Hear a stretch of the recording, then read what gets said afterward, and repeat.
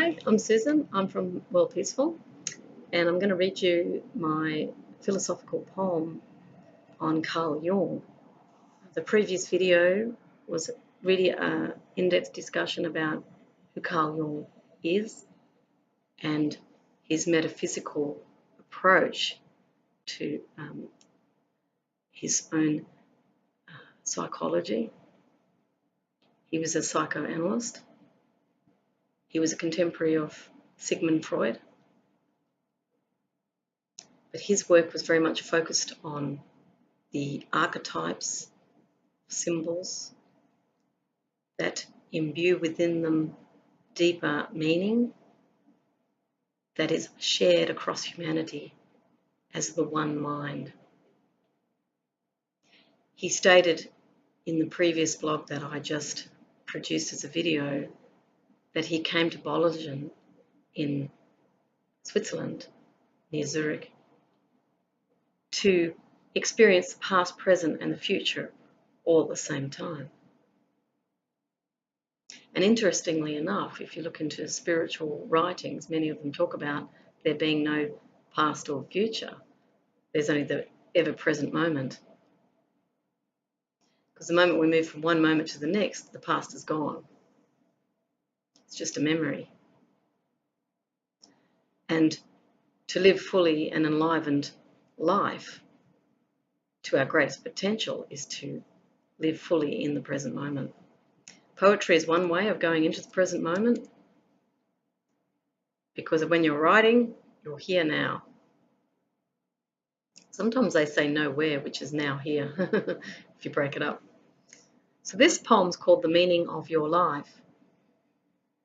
I start the blog by saying depth is where the real life begins. Psychology is the inquiry. I felt inspired by Carl Jung writing this. He taught me that the unreal was real. A library of knowledge, the twin towers of the mind. For one is conscious, the other unconscious. For to resurface knowledge, one must release the prisoners locked behind bars of suppressed fear. Carl Jung is my mentor. He comes to me in my dreams. For the walls surrounding his home in Switzerland house the tower of the ego state. The walls of stones misplace security. They are engraved with mythical creations of the mind's invention. For imagination symbolizes meaning, enshrines it in a blueprint of imagined shadows of association. For the shrine of remembrance is the shadow of a lunar eclipse. The sun, S-O-N, has gone underground. For the universal unconscious symbolizes you know not what you do. For there is no control when one is in the dreaming state. A matrix of confusion, for which is the dream, which is real. For when you feel, you synthesize value. For values navigate neural networks of order. Chaos values original thought. For the first thought was love. The last is peace. For you may be unconscious of what you value until you lose the treasure. For it hides behind the syllables of your song, in the letter of universal laws. Only when pushed against the wall of life do we remember what is important, what is real. For the wall of routine is shaken, is rattled. It is dismantled. In the instant, you remember to live. For every action there is reaction. For we act again. It need not be equal or opposite. It can be different yet the same. For love seeks only unity. It seeks only truth. It searches for higher ground, for a broader perspective can only be found when you open both eyes to the meaning of your life. Life is not a struggle unless you resist. Life is not unfair unless you believe you can lose. Life is not at war, for it loves the rhythm of harmony. Only the powerless seek domination. Only the political seek deception. Only the lost raiders hide behind masks and myths to spin imagined stories, masking truth through silence, masking desire through denial, masking harm through thoughtlessness by omission, under submission, without permission. For they are unable to face their feelings. They are afraid of unraveling the myth. They fear the truth of uncertainty will demask their mirror image. For they have imagined themselves. For they no longer know what is real. For to be real is to show courage. The brave uncover misunderstandings. They drop their shields of protection. For when one lives consciously, there is no greater symbol of a shield than truth and love. For one leads to the other. These are the soul mates that reunite in the darkest hour before your dawn. I very much felt the truth in that, very strongly. That was actually published on the 15th of February 2011. And I felt Carl Jung as I wrote that. In fact, some of the piece work I'm doing right now is to do with unconsciousness and consciousness, and using the breathing as a means of anchoring you into the present moment to feel the presence. This is the life force that's all around us, presence, and it's imbued within intelligence. So the idea is to come into the present moment. Moreover, if you feel anger or fear or jealousy or negative emotions coming up, it means that there are unintegrated emotions within you because they're coming up. The thoughts will trigger those emotions.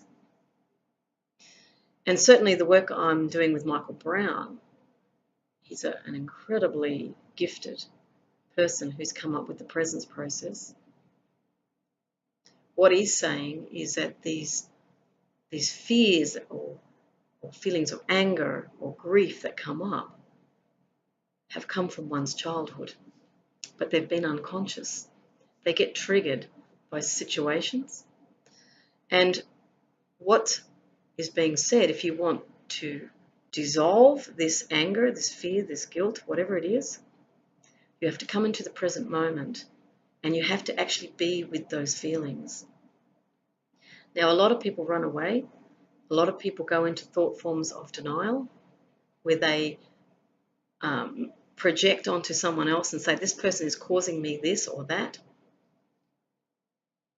But what the peace work teaches is that you are actually creating your own feelings of fear, grief, and anger by believing your thoughts firstly, and secondly, by projecting them in some way away from yourself.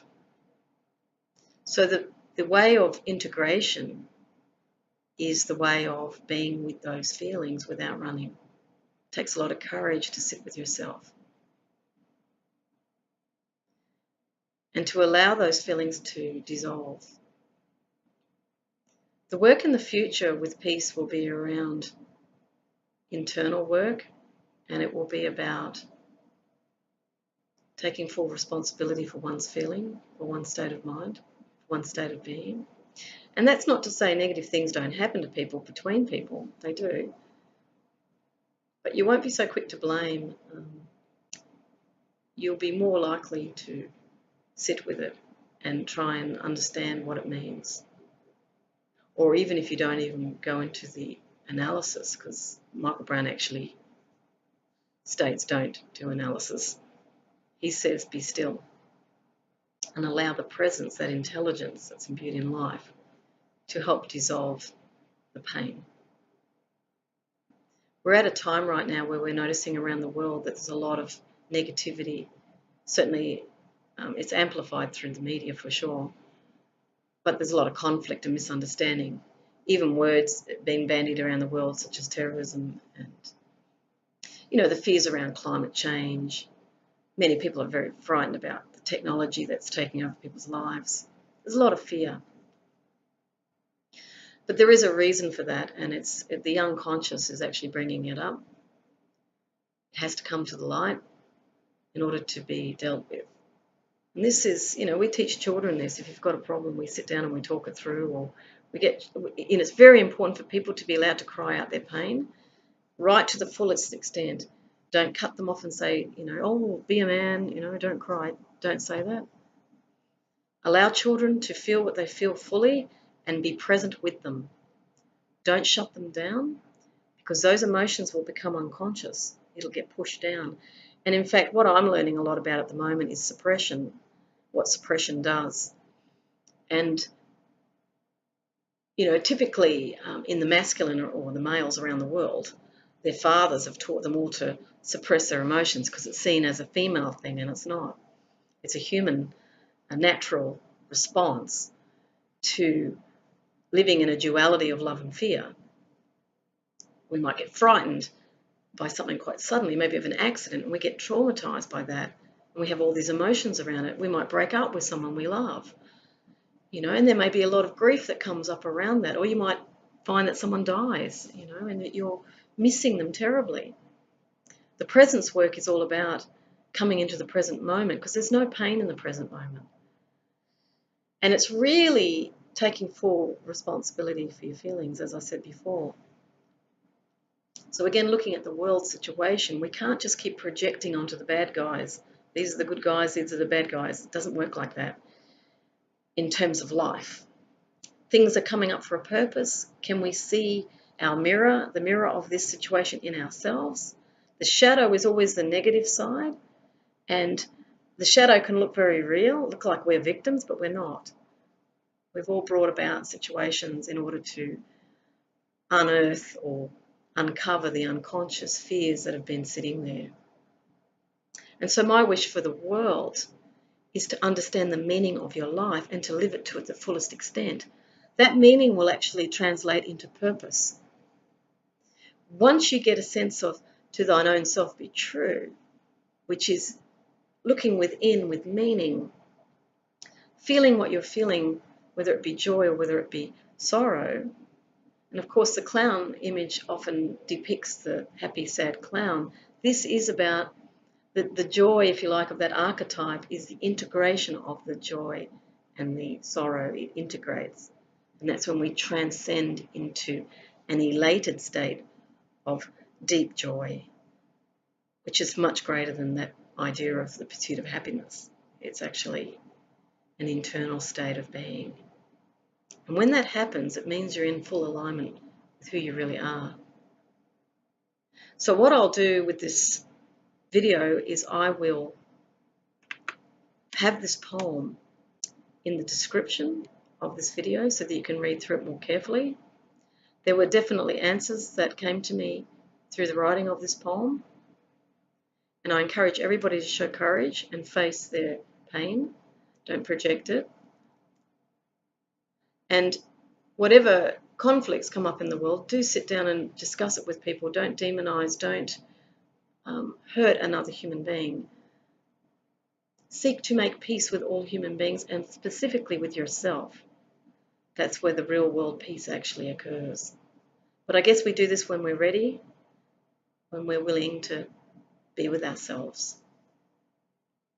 So with that, again, as I always do, I really send my deepest and most profound peace and love to everyone.